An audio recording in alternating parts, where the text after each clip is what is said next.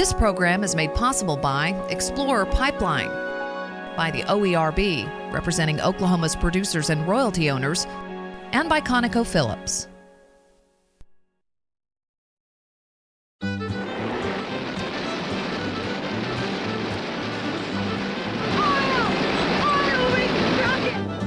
In the old movies, it was always exciting to strike oil. It was like finding money. It really was that way in Oklahoma.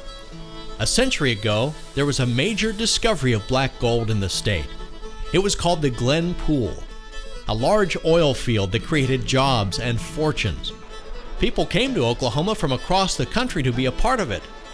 The Glenpool turned Tulsa into the oil capital of the world and helped make Oklahoma the energy state it is today.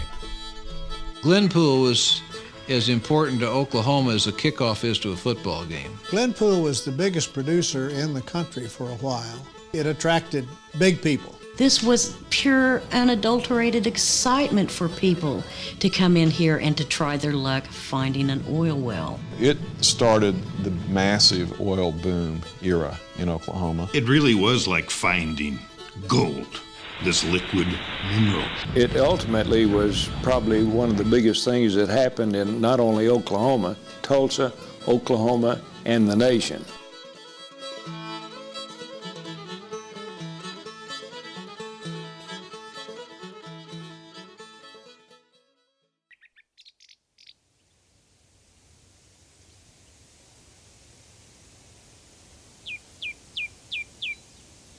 Before Oklahoma was a state, it was Indian land. Dozens of tribes living off the earth. They farmed the prairies and hunted the plains. But their world was changing. In the late 1800s, white settlers were arriving in Indian territory, claiming whatever land was not occupied by the tribes. Communities rose on the prairies with Indian names of Muskogee and Sapulpa and Tulsa. The settlers farmed, raised cattle, and started businesses. But they were also interested in the petroleum beneath the ground. Wooden drilling derricks started appearing in this rugged frontier. They used a type of rig that was used for drilling for water. And these rigs would have a heavy weight on a rope. And they'd lift the rope up and down, and the weight would literally pound the hole down on the ground, pulverizing the rock. And with those rigs, you'd probably drill about 25 feet, maybe 60 feet a day. If you were in the right place, you hit oil, and if you were in the wrong place, you didn't. And a lot of times they didn't know what was the right and what was the wrong. In 1901, an oil well sputtered to life in Red Fork, 3 miles southwest of Tulsa, on the property of Dr. J.C.W. Bland and his wife, Sue. Newspapers as far away as Joplin and Kansas City reported this black gold, setting off a rush to the Tulsa area. Eastern oil companies have sent 1,000 representatives down here to sniff out the area, see what's really going on with the oil industry here. There are attorneys, there are speculators, there are Eastern bankers that are coming in. Everyone has got a reason for being here, and it has to do with the oil business. Red Fork produced less black gold than hoped, but it did bring many people to the Tulsa area, like Robert Galbraith. He was successful finding oil in Red Fork, but kept looking in other places too. In 1905, Galbraith found traces of petroleum 14 miles south of Tulsa on property belonging to a Creek Indian, Ida Glenn, and her husband, Robert. The Glens leased land to Galbraith, permitting him to put up a drilling rig, which was named the Ida Glenn No. 1. For months, Galbraith and his partners drilled, deeper and deeper, but found nothing. Almost out of money, they were ready to give up drilling. On November 22, 1905, their luck changed. They put their head over the well hole and they start hearing this rumble. You know, they could hear this well building up. And all of a sudden, they all start running because they know what's going to happen. About 4 o'clock in the morning, it blows in wild. Gas and oil spews over the top of the derrick. He's got an oil well. Galbraith's got his oil well. Here was this man who was sleeping on the derrick floor.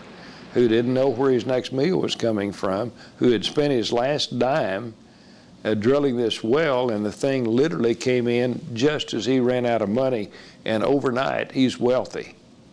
Overnight. Thrilled with his discovery and his wealth, Robert Galbraith drilled more wells on the Glen farm and kept finding decent amounts of black gold. Other oil men raced to the area, leased whatever property they could find so they too could drill. It was a risky business. A man could lose everything if he drilled and came up dry. But the land around the Glen farm seemed so promising, many were willing to take the chance. A newly found productive oil field would have been the Las Vegas of its day. It's very speculative. It's a gamble, but the payoff can be incredible. They're going to lose the shirt off their back many times, but there will be those that will do very well. As more wells were drilled, more oil was found. It was almost like there was a lake of petroleum under the ground. So they began calling the area the Glenpool. Tulsa really wanted it to be called the Tulsa oil field. Sapulpa really wanted it to be called the Sapulpa oil field, and Bob Galbraith, the wildcatter, insisted that it be named for the Glens. Men furiously raced one another to get to the black gold, putting up drilling derricks as fast as they could around the Glen farm. Nearly every well they drilled hit oil. Time was money in the oil field. I mean, these rig builders were not even allowed to come down off the rigs to urinate. There was no break time. The faster people would work 16 to 18 hours a day, routinely. Go home, sleep for 3 or 4 hours, get up and work 16 or 18 hours again. Time was money, and you drill the wells as quick as you could. A few years after Robert Galbraith discovered the Glenpool, so many wells had been drilled that the derricks covered more than 12 square miles. The land was producing more crude than any place in the world. And it would keep coming. You'd just keep pumping it out. And, and if you could find a buyer, if you could get it to the markets, if you could get it to the refineries, it just would keep coming. The production at Glenpool was so much greater than any that had been seen in Oklahoma that for a time there was a tremendous problem. They couldn't build storage tanks fast enough. They couldn't ship it out by rail fast enough, so they had to dam up ravines and make lakes. You literally had massive lakes of crude oil. Oil was discovered before that in Texas, but Texas oil was lousy. It was very thick, it had a high sulfur content, it was very, very hard to refine. Glenpool oil was premium oil. It was very light, it was low in sulfur, very rich in both kerosene and gasoline, and very easy to refine.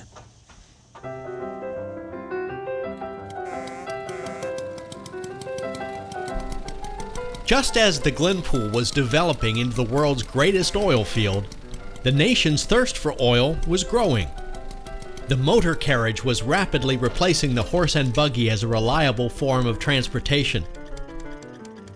With more autos hitting the road, oil was needed more than ever for lubrication and gasoline.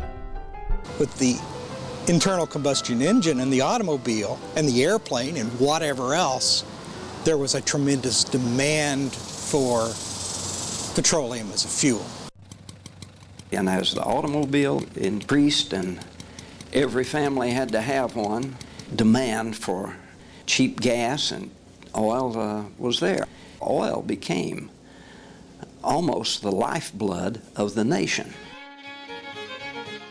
Because America needed oil and the Glenpool had a good supply, two big oil companies, Texaco and Gulf, began building pipelines so that Glenpool crude could flow from Oklahoma. These pipelines went from the Glenpool south across Texas to refineries on the Gulf Coast. These were the longest pipelines in America of that time, spanning over 450 miles, making it possible for Oklahoma crude to reach consumers nationwide. It cost $1 a barrel to ship oil by rail, which is the only method we had before this. It cost 10 cents a barrel to ship it by pipeline. At 10 cents a barrel shipping crude, you make a lot more money. When the pipelines came, big money came. There was big money now in the Glenpool, and this was serious, now a serious venture. With pipelines in place, the Glenpool was putting out more than 100,000 barrels of crude daily to refineries in Texas. By 1907, no oil field was bigger or more important than the Glenpool, America's largest single source of petroleum. In 1907, the state of Oklahoma produced more oil than any other state in the United States and any other country in the world, including the Middle East. Oklahoma had become the oil capital of the world, and Glenpool started the whole thing. There were millions and millions of barrels being produced by the Glenpool. On its peak day, it produced 117,500 barrels of oil. It was a mighty field. And it certainly was the first giant oil field in Oklahoma. And as such, it focused the attention of oil men nationally on this region.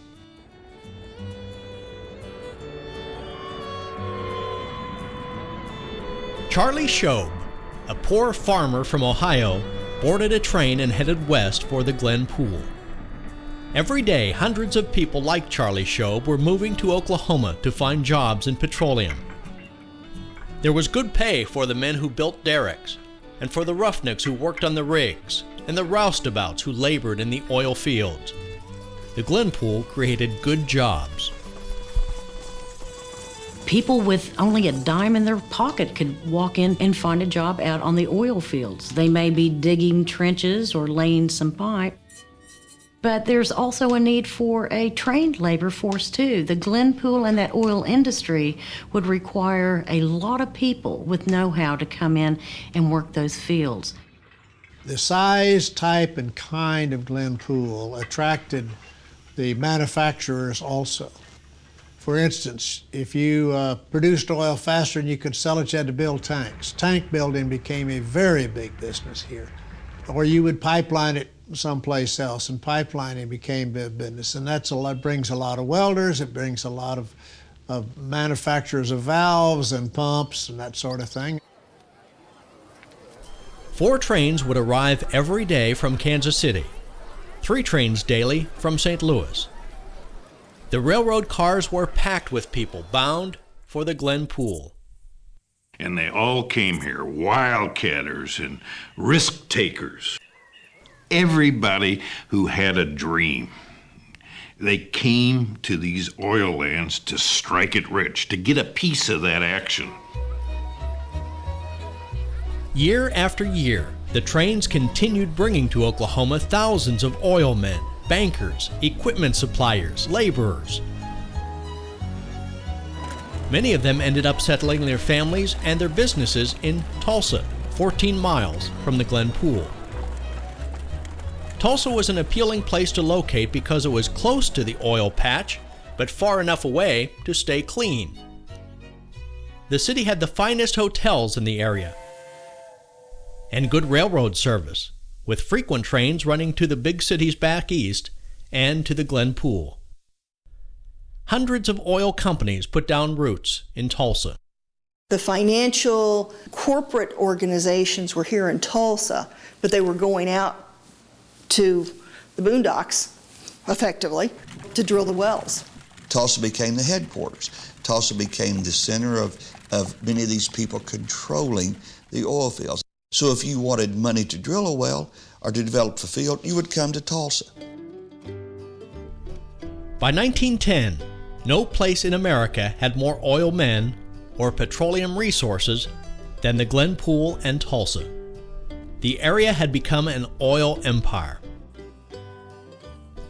Then, wildcatters, men who search for petroleum in remote places, began scouring other parts of Oklahoma. One wildcatter, Tom Slick, came from Pennsylvania and in 1912 hit a gusher 45 miles southwest of Tulsa. This opened the Cushing oil field. Slick became a millionaire and Oklahoma had its second big oil field. And the timing was perfect because America and her allies were heading into World War I. Suddenly you have to have gasoline for those tanks or diesel for the trucks. There's demand for fuel in the factories making the bombs and the uniforms and the vehicles. And so just as this demand hits, Cushing is there, which is a deep field, and it is flowing. Production doubles and then triples and quadruples in a matter of months. And this oil is flowing out. During the teens, Cushing was the largest and richest oil field in the country, producing 1/5 of the crude consumed in the United States. But there was always a need for more. Wildcatters continued pushing across Oklahoma, drilling wells in remote places. Sometimes they were lucky, sometimes they were not. Where a gambler might risk everything on the turn of a card, these guys would risk everything they had on where they tried an oil well. They were enormous gamblers, but if they hadn't been, they wouldn't have been successful. They would, just bet the ranch on drilling one well, and it was dry hole, and they were just out of money, up to debt.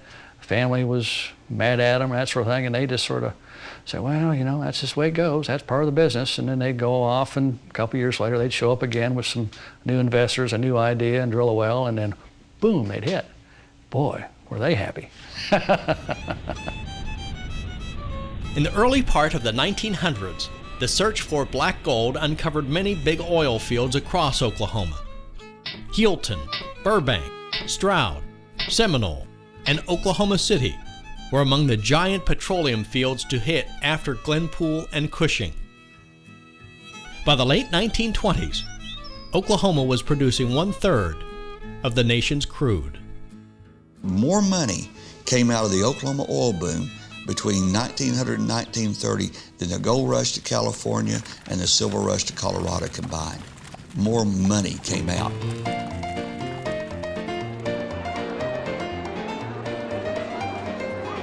Each new oil discovery brought more people to Oklahoma. On the fringes of the oil fields rose boom towns like Kiefer, Oilton, and Cromwell. These were rowdy places, overrun with people who had come for the excitement and for the work. Most of the people who came to the boom towns were, as far as workers, were single men, or if they were married, they left their families behind because they didn't want to drag them around and expose them to the environment of these towns. If they couldn't get directly involved in the oil business and extracting that oil from the ground, they got involved in a sidebar business, whether they're peddling flesh or whiskey or hot meals or a place to stay or real estate, whatever. Roughnecks who worked on the rigs and roustabouts who labored in the oil fields made decent money. But the work was dirty and hard. Living conditions were unpleasant. There was almost no place to sleep. People slept in chicken coops and corn cribs and under and on pool tables and in theater seats. Food was hard to get and generally wasn't very well cooked. Groceries were very difficult to get. People ate standing up. In some of the restaurants, they actually nailed the plates down to the tables for people to eat out of. You'd come in, you would eat, some guy would walk around, swab out your plate, put a deal of stew in it, another guy would sit down. Fires in those towns were terrible. They would often take much of a town out with a single fire. Things were calmer in Tulsa. Drilling rigs were not permitted in city limits. This was the business and financial center of the oil world. As more crude flowed from Oklahoma oil fields, more money passed through Tulsa banks and businesses. By the 1920s, Tulsa was one of the most prosperous cities in America and growing fast. There was so much construction going on, financed by this oil money, so many riveters, they actually had to dismiss classes. It was too noisy. These were good problems. They could have built anything, but no, they wanted the best, the brightest, and the most modern for Tulsa, too. It was known as the oil capital of the world, and they wanted to live in a place that lived up to that name. Tulsa also benefited from the giants of petroleum who settled in the city. Thomas Gilcrease, Wade Phillips, Bill Skelly, Robert McFarland, and James Chapman. Each made a fortune in the Glenpool and subsequent oil fields, then put much of their wealth back into the community to support museums and the arts, schools and education, and hospitals. To make sure